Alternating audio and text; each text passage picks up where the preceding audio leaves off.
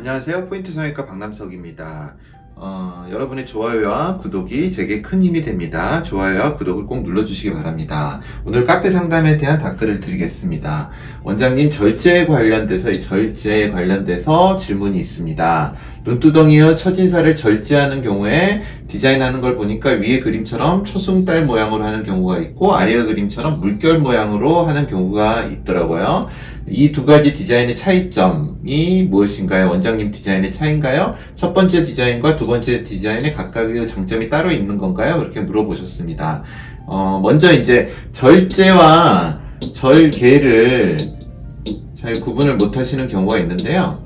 절개는 우리가 눈꺼풀이 있으면 이렇게 절개를 하는 겁니다. 칼로 이 피부를 이렇게 말하자면 절개를 하는 거고요. 이 피부를 일부 제거하기 위해서 이렇게 자르면은 이게 절제가 됩니다. 피부를 제거하기 때문에 절제가 되고요. 절개는 그냥 단순하게 메스로 절개를 하는 것입니다. 물론 절제를 위해선 당연히 절개가 돼야 되겠죠. 그래서 대부분의 경우에 피부가 늘어지는 경우가 있을 때 절제를 합니다. 혹은 흉이 심할 때 절제를 하고요. 절개는 젊은 여성에서 피부 늘어짐이 없을 때 그냥 절개만 해서 쌍꺼풀 수술을 하게 됩니다. 이런 걸 외과에서 절제나 절개는 다 통용되는 말입니다. 그래서 꼭 쌍꺼풀 수술에서만 쓰는 건 아니고요. 그래서 환자분이 먼저 질문하신 거는 이렇게 동그랗게 자른 경우와 이렇게 바깥쪽을 좀 넓게 자르는 경우 두 가지를 물어보셨습니다.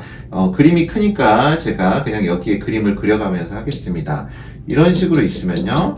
이렇게 절제를 이런 식으로 하는 경우는요, 보통 눈이 동그란 사람들, 우리가 눈이 이런 식으로, 이게 눈이 작으면 꼬막눈이라고 하는데요, 큰 경우는 꼬막눈이 아니죠. 오히려 보기 굉장히 좋죠. 이런 눈의 경우에 이 라인을 따라가기 위해서 이런 식의 절제를 하기도 합니다.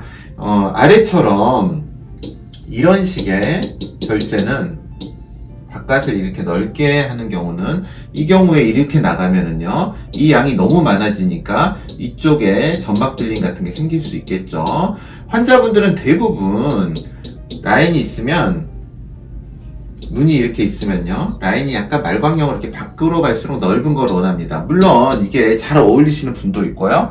대체적으로 제가 환자분들 상담해 보면요, 10명 중에 9명은 이렇게 넓어지는, 특히 나이가 들수록 이제 여기가 처짐이 이렇게 심하니까 이게 넓어지면 이쁠 거라는 생각을 하게 됩니다. 물론 그게 굉장히 예쁜 분도 있고 시원해 보이기도 합니다. 그런데 눈이 이렇게 땡글한 눈의 경우에는, 눈이 이런 식으로 땡글하면요, 곡선을 이렇게 나가기가 힘듭니다.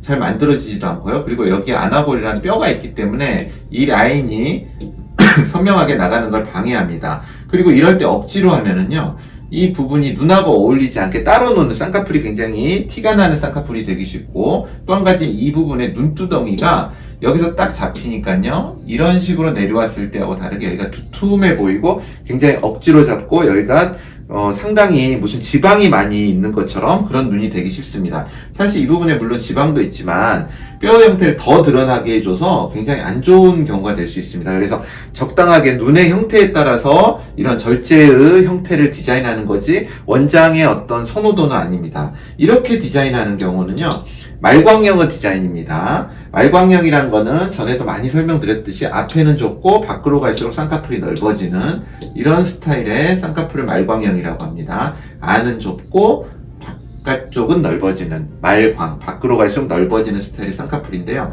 이걸 인아웃이라고 말씀하시는 선생님도 있고요. 사실은 인폴드죠. 인폴드에 인아웃 폴드는 명확한 정의가 없기 때문에 선생님마다 좀 다르기 때문에 꼭 인아웃 폴드를 할 수는 없고 인폴드의 말광형 스타일이 되는 겁니다. 물론 아웃 폴드도 밖으로 넘어갈수록 넓어진다면은 말광형이라고 할 수도 있겠지만 그런 형태의 눈이 나오기는 쉽지 않고요.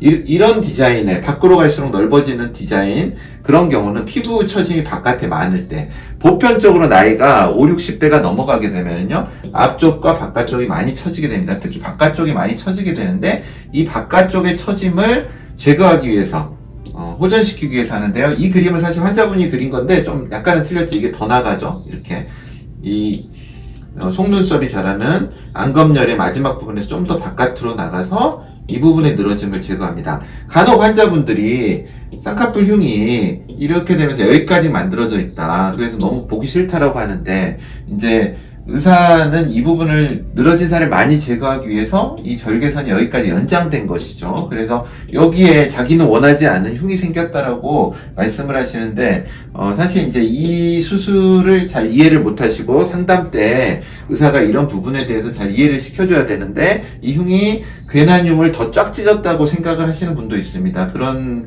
오해는 하지 않으셨으면 좋겠고, 나이가 좀 중년 이후에 5, 60대, 70대 그런 분들은 바깥으로 좀 많이 나가야만 이 효과가 날 수가 있습니다. 안 그러면 쌍꺼풀이 이런 식의 쌍꺼풀이 돼버립니다. 이렇게.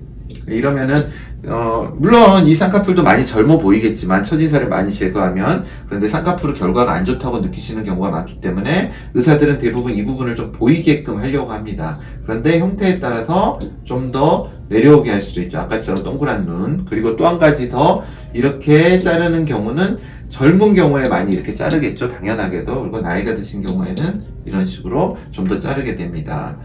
이 부분에 대한 충분한 설명이 되었을 것 같습니다. 절개와 절제의 차이점, 그리고 이런 디자인 형태의 차이는 의사에 의해서 결정되기보다는, 의사의 그런 취향에 의해서 결정되기보다는 환자분의 상태에 따라서 의사가 보고 판단해서 결정하는 디자인입니다.